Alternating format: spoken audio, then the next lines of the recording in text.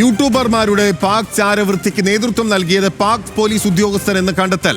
നിസാർ എന്ന പേരുള്ള പോലീസ് ഉദ്യോഗസ്ഥന്റെ ട്രാവൽ ഏജൻസിയുടെ മറവിലായിരുന്നു യൂട്യൂബ് ചാര ശൃംഖലയുടെ പ്രവർത്തനം. യൂട്യൂബർ ജ്യോതി മൽഹോത്ര ഇന്ത്യയിലെ റിക്രൂട്ട്മെന്റിന് ചുമതലക്കാരിയായിരുന്നുവെന്നും കണ്ടെത്തൽ. ISI ചാര വനിത നാഷ്ബ ഷെഹ്സാദ് ഹണി ട്രാപ്പിനായും പ്രവർത്തിച്ചു എന്ന വിവരങ്ങളുണ്ട്. വിവരങ്ങളുമായി ഡൽഹിയിൽ നിന്ന് ശരത്ലാലാണ് നമുക്കൊപ്പം ചേരുന്നത്. ശരത്ലാൽ, ഇതൊരു വലിയ ശൃംഖലയായിരുന്നു. ഇന്ത്യയിലെ രഹസ്യങ്ങൾ, പ്രത്യേകിച്ച് സൈനിക കേന്ദ്രങ്ങളുടെ ഉൾപ്പെടെ രഹസ്യങ്ങൾ ചോർത്തുന്നതിന് വേണ്ടി അവർ തെരഞ്ഞെടുത്തിരുന്നത് ഇന്ത്യയിൽ വളരെ സ്വാധീനമുള്ള യൂട്യൂബർമാരെയാണ്.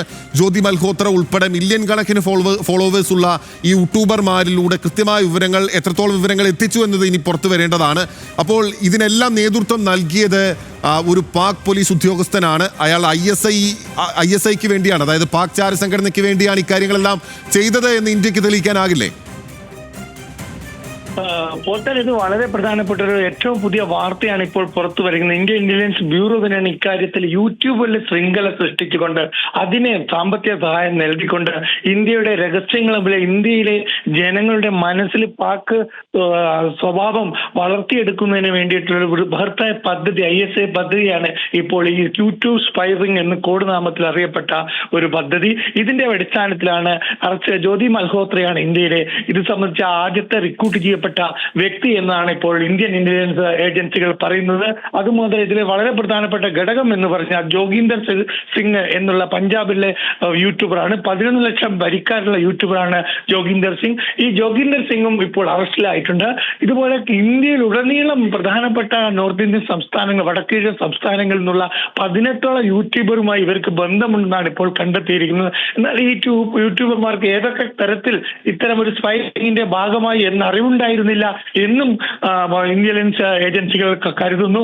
വളരെ രസകരമായ രീതിയിലാണ്, അല്ലെങ്കിൽ വളരെ ആസൂത്രിതമായ രീതിയിലാണ് പ്രവർത്തനം എന്നാണ്.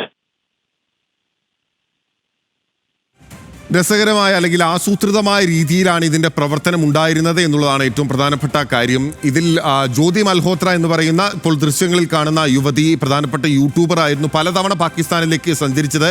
അട്ടാരി വാഗ അതിർത്തി വഴി ജ്യോതി മൽഹോത്ര പാകിസ്ഥാനിലേക്ക് സഞ്ചരിക്കുന്ന ദൃശ്യങ്ങളാണ് പ്രേക്ഷകർ കാണുന്നത്. ആ യൂട്യൂബർ വഴിയാണ് കൂടുതൽ റിക്രൂട്ട്മെന്റുകൾ, പ്രത്യേകിച്ച് പഞ്ചാബിൽ നിന്ന് കഴിഞ്ഞ ദിവസം അറസ്റ്റിലായിട്ടുള്ള സിഖുകാരൻ ഉൾപ്പെടെയുള്ള ഇന്ത്യയിലുള്ള ഇന്ത്യൻ പൗരന്മാരായിട്ടുള്ള ചാരന്മാരെ റിക്രൂട്ട് ചെയ്യാൻ പാകിസ്ഥാൻ തയ്യാറെടുത്തത് എന്നുള്ളതാണ് ഏറ്റവും പ്രധാനപ്പെട്ട കാര്യങ്ങളിൽ ഒന്ന്. അതിപ്പോൾ ISIയുടെ കൃത്യമായ നിർദ്ദേശത്തിന്റെ അടിസ്ഥാനത്തിലാണ് ഈ നടപടിയിലേക്ക് കടന്നിരിക്കുന്നത് എന്ന വിവരങ്ങളാണ് ഇന്ത്യൻ ഇന്റലിജൻസ് ഏജൻസി, പ്രത്യേകിച്ച് RA&W ഇപ്പോൾ പുറത്തുവിടുന്നത്.